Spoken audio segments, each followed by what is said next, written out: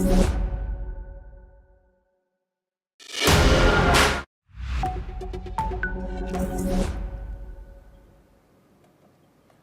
and welcome. I'm Sima Katauka and you are watching NewsX World. Let's take a look at some of the top stories. Ukrainian President Volodymyr Zelensky has said that security guarantee discussions for Ukraine must be held at the leaders' level and should include US President Donald Trump. He stressed that the need for NATO-like legally binding commitments from allies, not another Budapest memorandum, as the war enters its fourth year now. Israeli forces have intensified its operations around Gaza City, ending aid delivery pauses and announcing the recovery of hostage Ilan Base's body. The military says it is pushing to take full control of the Gaza Strip to destroy Hamas after nearly 23 months of war, even as global criticism grows over starvation and civilian casualties in the enclave. Turkish Foreign Minister Hakan Fidan has announced that Turkey has totally cut trade with Israel and has barred Israeli ships from its ports, prohibited Turkish vessels from docking in Israel, and imposed restrictions on planes entering Turkish airspace. He told Parliament that Ankara is also blocking container ships carrying weapons to Israel. Prime Minister Narendra Modi has stated that India and Japan will shape the Asian century. As Japan announced $68 billion in investments, Modi and Japanese Prime Minister Shigeru Ishiba have also highlighted plans to double the number of Indian nationals in Japan to boost trade beyond its current $20 billion and further expand partnership in semiconductors, AI, and high-speed rail.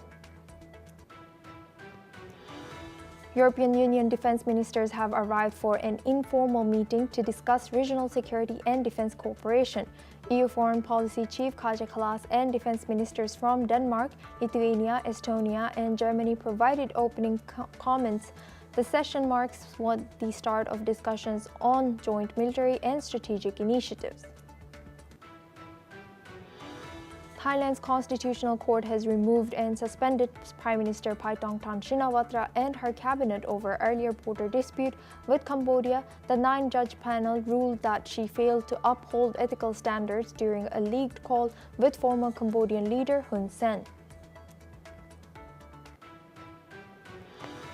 U.S. Senator Roger Wicker, chairman of the powerful Senate Armed Services Committee, has declared that Taiwan has the top right to reserve self-determination and be free during a meeting with President Lai Ching-te in Taipei. The statement comes amid his first visit while U.S. remains Taiwan's significant international supporter.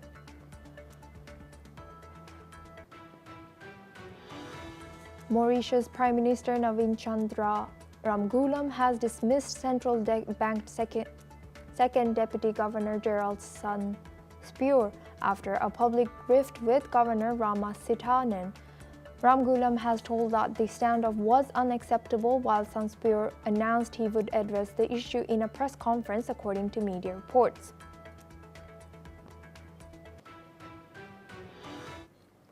Ukrainian President Volodymyr Zelensky is warning that Russia is massing a force of nearly 100,000 troops near the eastern stronghold of Pokrovsk. He says the build-up signals Moscow is preparing new offensive operations. Zelensky insists the situation remains under control, but calls the Pokrovsk direction the most serious on the front line today.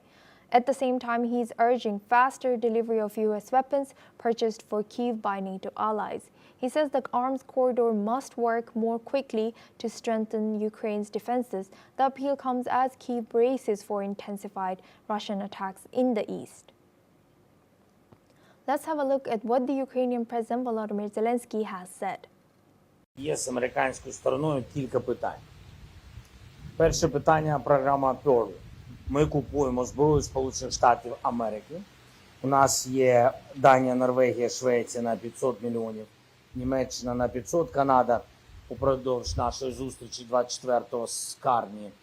Рішення щодо 500, Бельгія сьогодні на ранок підтвердила 100 мільйонів. Ми хочемо, щоб цей коридор працював трішки швидше. Ситуація, що стосується фронту, ситуація у нас більш-менш нормальна. контрольована ситуація. Ну, Покровський напрямок найсерйозніше сьогодні накопичення, концентрація ворога там є. До 100 тисяч, те, що є на ранок. Ну, вони готують у будь-якому випадку наступальні.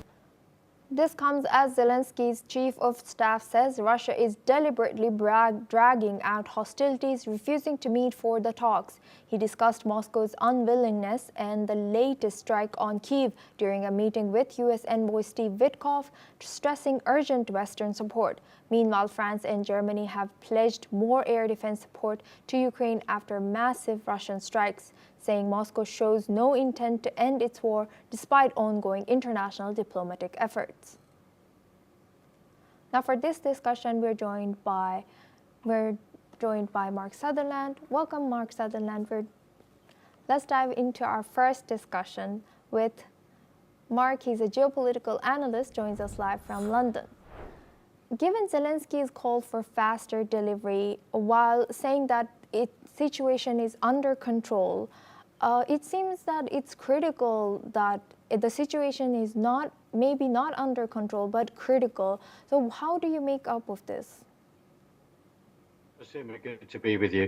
As you know, that basically NATO has said buy arms of America, and as a way of then getting those into Ukraine. And also in regard to this, then it means that how fast are the supply lines which Ukraine Zelensky is then talking about in this situation. And as you've just reported, 100,000 troops in the Pokrovsk area, which is an area that the Russians are saying they are claiming that territory. Of course, this is serious, and as I've said to you, others on NewsX a number of times, the thing that we want is people to be able to sit down, genuinely have a conversation, and to then seriously seek the peace and to stop this war. But this is extremely difficult when someone is turning around and saying, look, we've taken this territory, we're not going to then give up that territory. And of course, then understandably, President Zelensky is turning around and saying, well, you know, we want that territory back. So we then have this complete lockjam. Remember that we have spent since the invasion in February 2022 until a meeting of President Trump and Putin in Alaska, there'd been no face-to-face on that kind of level. We're also fully aware that as 2 months into the invasion, there was a peace deal on the table. But again, it's about, you've taken land. We want our land back. So without it seeing a very sort of flippant thing to say, yes, it's extremely complicated. And the last thing that we want is an escalation of the war. And as the Russians have turned around and said, well, if there's going to be security deals in regard to this, that the West, that Europe, that NATO is then offering Ukraine, then Lavrov and co are then turning around saying we want to be part of those discussions. So again, without it being flippant, this is extremely complicated, but we want to see some serious talks and some serious action. And as you've also reported on, suddenly when Kyiv in the last 48 hours, there's huge drone attacks, that doesn't look as though the Russians are actually going to be serious about it. You could say that on the one hand, but rhetoric, there's a lot of rhetoric on both sides, understandably, within a propaganda framework. So to analyze that and say, get these people to the table is the most important thing. Asuma. Yes, indeed. And Mark, what risks could arise if Zelensky's call is not heard or ignored, if this support is delayed or insufficient? Well, the other big thing that people have got to remember is that I do not think that the Russian economy is as strong as people think. There has, understandably, the Ukrainians have then been firing drones at the oil, gas infrastructure.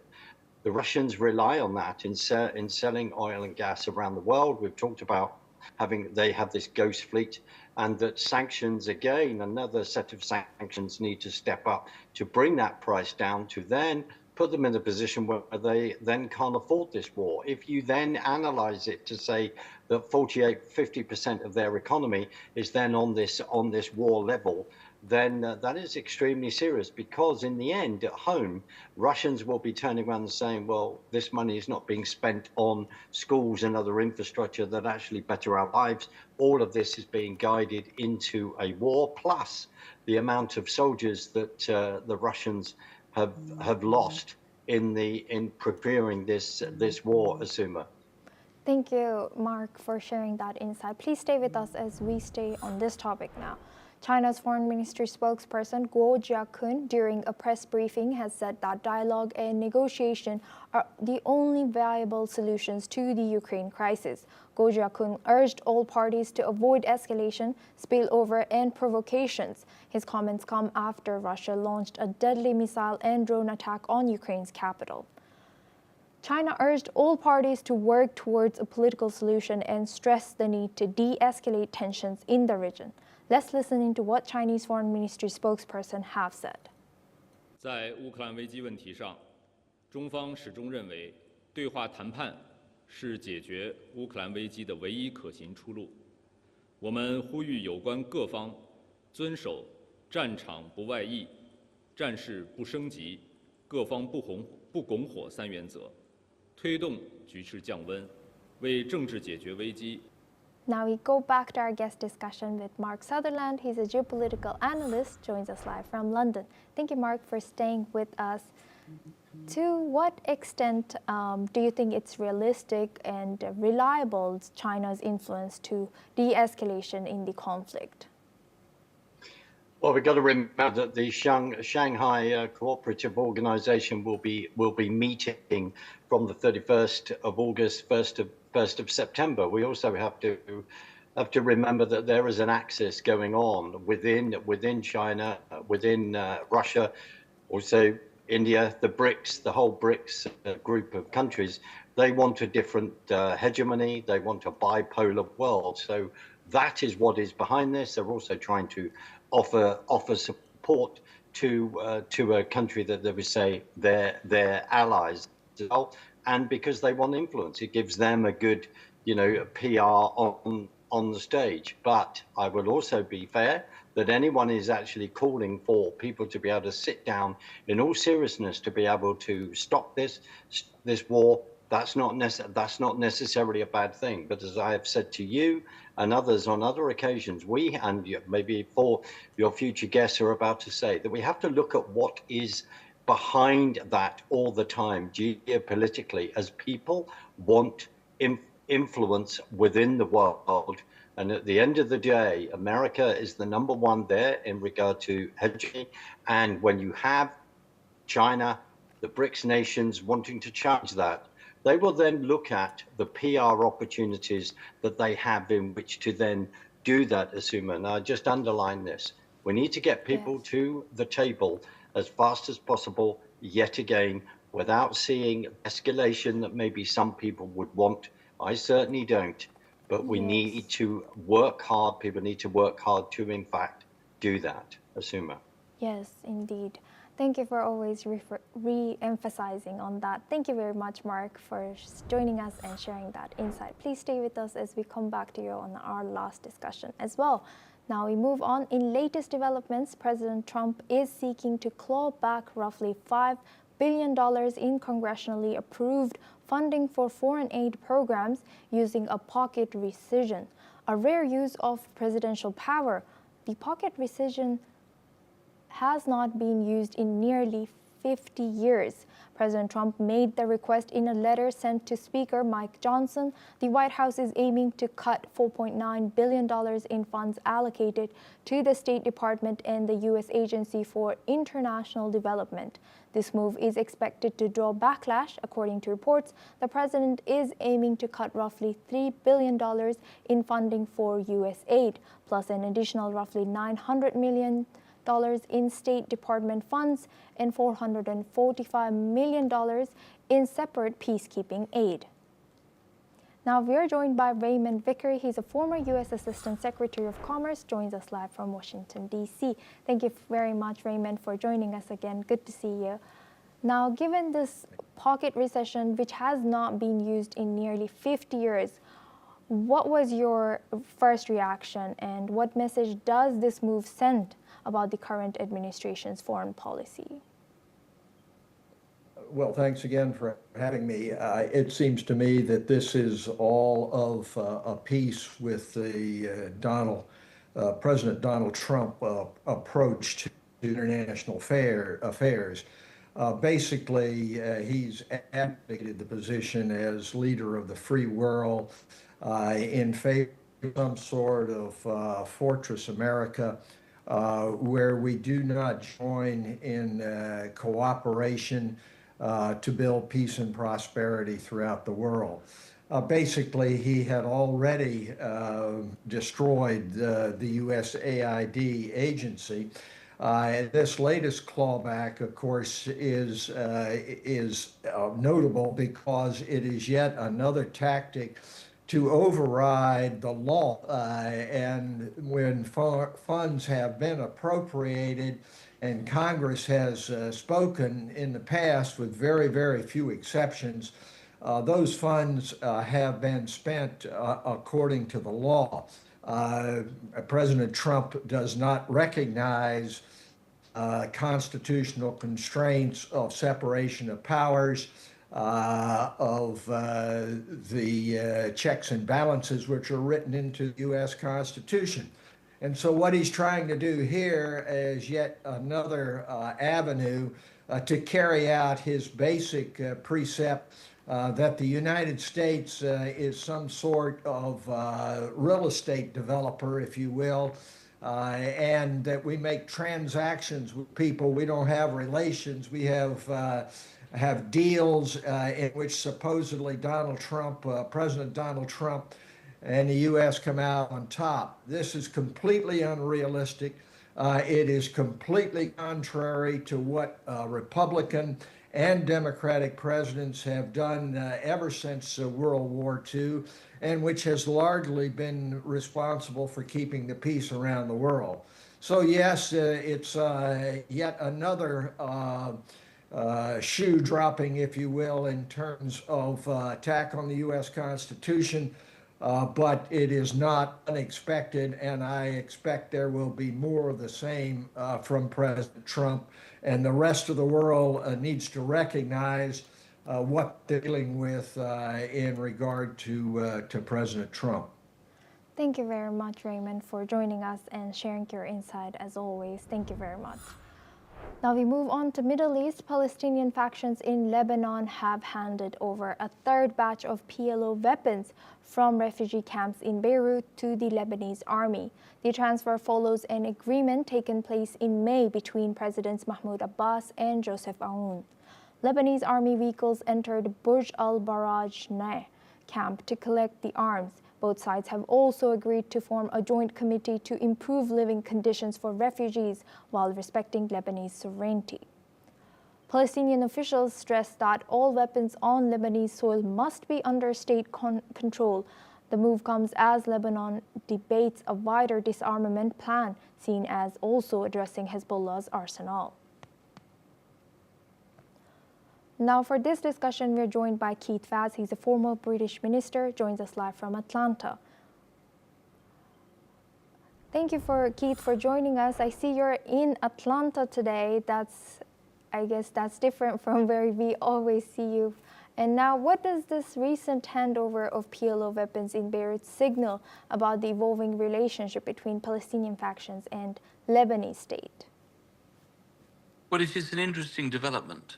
But I think that one that is done through a caveat, and the caveat is that the use of the arms, the possession of the arms, has got to be conducted according to Lebanese jurisdiction. And although this is an agreement, as you say, between these two groups, it is essential that the demilitarization of this particular region continues.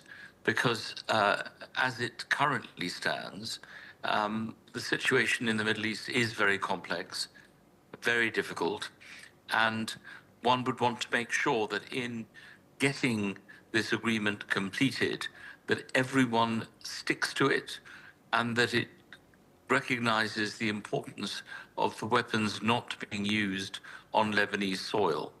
I think that is probably the most essential part of the agreement that has been reached between these various parties. And Keith, might this joint initiative influence wider regional security dynamics involving maybe Hezbollah? Well, we don't know. Obviously, what is essential is that it doesn't, and that it's kept to the minimum. It is something that needs to be monitored very, very carefully. What we don't want is an escalation of arms in the Middle East in whatever country, including in Lebanon, which itself has suffered greatly from the increase in militarization there. So although you're right to flag this up, I think that we should be very cautious, we should monitor very carefully, and we should make sure that the agreement that has been reached is kept to a minimum. We cannot afford to do anything other than keep it in that way. So let us see what happens, but let us be very mindful that there are other organizations in other areas of the Middle East that might benefit from what is happening. And the only way to make sure that it is kept localized is to control it. Right. Yes, indeed. Thank you very much, Keith, as always, for joining us and sharing your insight as a former British minister. Now we move on to Middle East. Turkey has decided to bar Israeli vessels from using its ports, forbid Turkish ships from using Israeli ports as well, and impose restrictions on planes entering Turkish airspace. He provided few details in comments to Parliament, which appeared to summarize steps that Turkey has already taken against Israel over the war in Gaza or has started to implement. Over time, Turkey has fiercely criticized Israel's offensive in Gaza and has accused Israel of committing genocide in Gaza, a charge Israel denies. Ankara has halted all trade with Israel, called for international measures against it, and urged world powers to stop supporting Israel. Now we go back to our discussion with Mark Sutherland. He's a geopolitical analyst, joins us live from London. Thank you very much, Mark, for staying with us. Now, how significant is Turkey's decision to bar Israeli ships, restrict airspace, and also, could this escalate into a direct confrontation between Ankara and Tel Aviv? Asuma, good to stay with you. As we are watching, we're watching the whole of that region. We're watching the Turkish influence in that region, and also Turkey wanting to have influence in that region. We just remember a few weeks ago, we've had Armenia, Azerbaijan, their leaders in the White House signing a deal, creating the Trump Road. Why do I say that? I say that because Turkey is very mindful of other geopolitical influences coming into that area, considering that it wants to be extremely influential itself. It has been deeply critical, as you've just read, accusing Israel of committing genocide in Gaza. No, we are still waiting for the Israelis to make a comment on what Turkey has just done in regard to ports. We've also got to be mindful that we have had countries like the UK turn around saying, well, if this war doesn't end, then we're going to recognize a Palestinian state, which there is no such thing as a Palestinian state. Then we've had the comments from France. We've had the leader Carney from Canada. We've also had Albanese on Australia saying that, they have just banished the Iranian Revolutionary Guard from there. The Iranian ambassador is just left there as well. Why am I saying this? Because all of these factors are coming into us. We have to remember where countries want to have influence. So Turkey building up. UN, there is going to be this UN discussion where they are saying they're going to recognize the two-state solution, recognize a separate Palestinian state. This is all about applying pressure. Sorry, Asuma.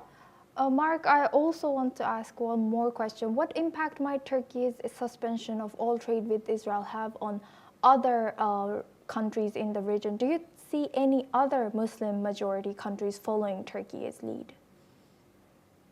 That may happen, Asuma. That may happen. The other thing is, it's also about where Israel gets oil from. They've got their own gas field, but where oil, etc., which is needed for the country, where those imports are. So it's all about all that kind of squeeze. And yes, you're right.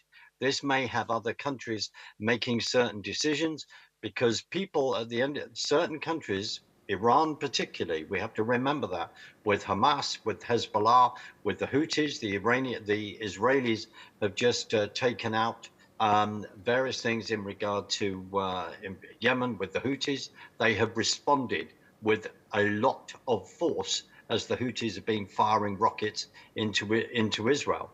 It's all part of that, where Turkey will offer support. By closing this, we are waiting to see if there's going to be other reactions from other countries, because Azuma, as I've said, Yes. constantly, this is about countries seeking geopolitical control in any way that they can, first of all, before anyone then resorts to violence. Azuma. Yes, indeed. Thank you very much, Mark, for always joining us and sharing that insight. Thank you very much. Now we Thank you. Thank you. Now we move on to our next news. Tianjin is all set to host the SCO summit of 2025 from August 31st and September 1st. Over 20 heads of state and 10 leaders of international organizations, including UN Secretary General Antonio Guterres, are expected to attend the summit. Key attendees at the SCO summit include Indian Prime Minister Narendra Modi and Russian President Vladimir Putin. Leaders from Iran, Malaysia, Indonesia among others are also expected to attend. The Egyptian Prime Minister has already arrived in Beijing for the summit. Meanwhile, Kremlin has released details for President Putin's China visit. According to Kremlin, Putin will hold bilateral talks in China with India's Prime Minister Modi, Turkey's Prime Minister Erdogan, and Iran's Pezeshkian, Pakistan's Zardari, and Serbia's Vučić, among others. Soon after the SCO summit, China will host a military parade in Beijing to commemorating 80 years since the end of the Second War. Kremlin says Vladimir Putin will attend the parade on September 3rd as the main guest. During the parade, Putin will sit to the right of Chinese President Xi Jinping, and North Korean leader Kim Jong-un will sit on Xi's left. Kremlin has also said 3 documents involving Russia's Gazprom will be signed in China, but has not provided further details. The SCO summit marks Indian Prime Minister Narendra Modi's first China trip in 7 years. The upcoming summit in Tianjin will be the bloc's largest to date. Now for this discussion, we are joined by Peter Cordillo. He's a chief market economist at Spartan Capital Securities, joins us live from New York. Thank you, Peter, for joining us again. Good to see you. Peter, can you tell us how significant is this SCO summit now? Does it equal, or maybe is it close to G7 or NATO in any way? Well, I think, it's significant in the sense that it might be showing a sign of unity. And of course, basically the BRIC nations, most of them anyway, are going to be attending this. And of course, it could be a clear voice, and that they might begin to strengthen their friendships among their allies, so that they can take a more common ground on perhaps addressing the stiff tariffs that have been imposed by the United States on many of these nations. So I think it's a sign of unity, and it's a sign that that many countries are trying to unite. And that's a good thing. And whether or not it will put pressure on the United States to lower these tariffs, I'm not sure. But I think it's a clear message. And sometimes, you know, you need to send messages to get points over. Yes, and Peter, might underlying tensions re-emerge if Beijing's influence continues to outpace Moscow's within the bloc? Well, sure. I mean, that's very possible. And if, you know, if they show too much strength, it could mean more retaliation by the United States. But again, the essence and the nucleus of this summit, I think, is to show a sign of unity. And you have India, you know, warming up more and more to China and to Russia. Obviously, with Russia buying cheaper oil.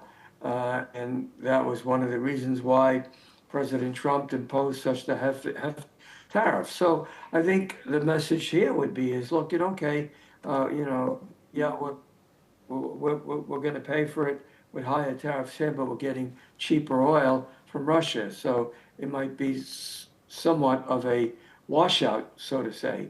And of course, making deals with China just means finding another avenue to trade. Right. Thank you very much, Peter Caldulo, for joining us and sharing that insight. Now we move on to Africa. In latest developments in the death toll from capsized boat carrying migrants earlier this week off the coast of Mauritania has climbed up to 69 people. According to survivors, the boat left the Gambia carrying around 160 people on board, mainly Gambian and Senegalese nationals. The perilous journey over the Atlantic Ocean has become an increasingly common route for African migrants trying to reach Europe. Earlier in July 2024, a similar incident killed more than a dozen migrants on their way to Europe off Mauritania, with 150 others declared missing. The country's authorities have tightened control and expulsion measures for migrants. Last year, it signed a €210 million deal with the European Union in a deal aimed at deterring migrants from using the country to get to the European Union. This is all we have time for. We will continue to bring you more news updates from around the world.